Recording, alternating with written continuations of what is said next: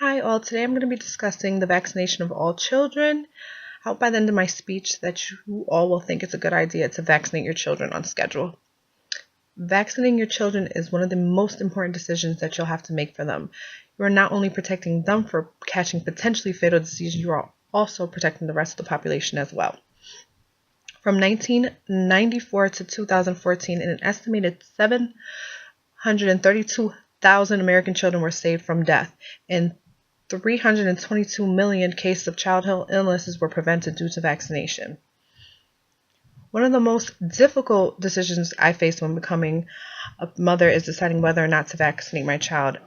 I did countless numbers of researches and spoke to many different doctors regarding the pros and cons of vaccinations. I decided that not only what was best for my child would also be the best decision for other people's children as well. Because obviously, if your child is not vaccinated and they happen to catch some form of a disease, a potentially fatal disease, that would also put other children at risk when they were around my child. I'm going to begin my speech by discussing the links of vaccine to autism, and I will be discussing the different ingredients that are in vaccines and also their effects, as well as different vaccination schedules in order to protect your children.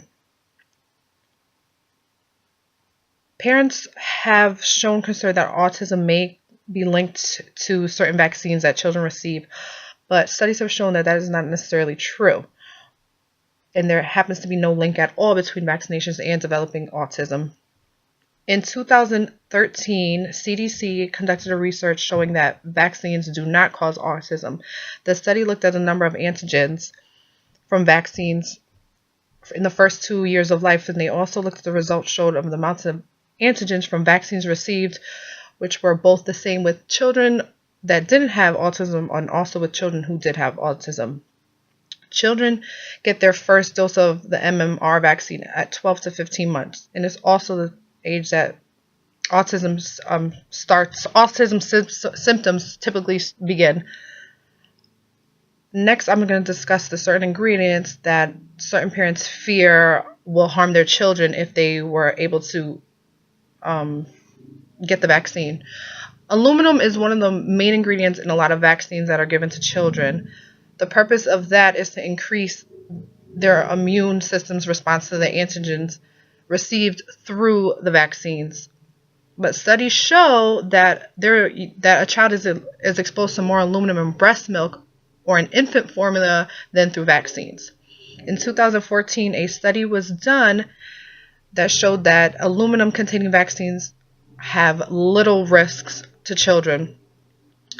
Next, I'm going to discuss vaccine schools and the school schedules that you need to vaccinate your children in order for them to be enrolled in school. That seems to become an issue when it comes to certain parents because they feel as though that children get overloaded with these vaccines and the ingredients in them, and that it would potentially harm them if given too many at one time, although that doesn't seem to be the case. There is another option. There is a doctor by the name of Robert Sears who created a book called The Vaccine Book, Making the Right Decisions for Your Child, and this offers a different vaccine schedule that spaces the vaccines out over a period of time, and your child is not receiving more than 2 vaccines at one time. This in particular is a map that shows how many parents choose to opt out of giving their children vaccines over a period of before they start kindergarten.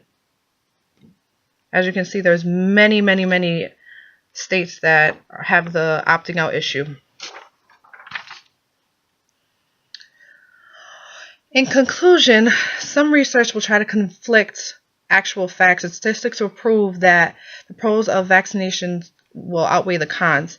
There has been no true or proven evidence that vaccinations actually cause harm to children. Although vaccines do occasionally produce some side effects in children, none prove to be fatal, as do the illnesses that they are trying to protect. Autism is not caused by vaccines. There are many ingredients in vaccines, but research proves that there is little harm done when they are given when recommended on a recommended schedule. There are also alternative options to giving these vaccines, or there's certain ways to delay vaccines so they're not being overwhelmed with them.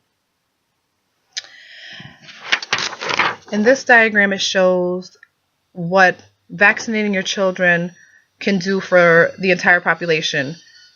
Vaccinating more children is obviously going to have a bigger effect than not vaccinating your children. You have more children who are at risk of carrying certain illnesses and also spreading the illnesses if they're not vaccinated. Right here, the diagram at the bottom shows that obviously if you vaccinate your children and more children become vaccinated, that there is less of a chance that there will be sick and contagious children running around.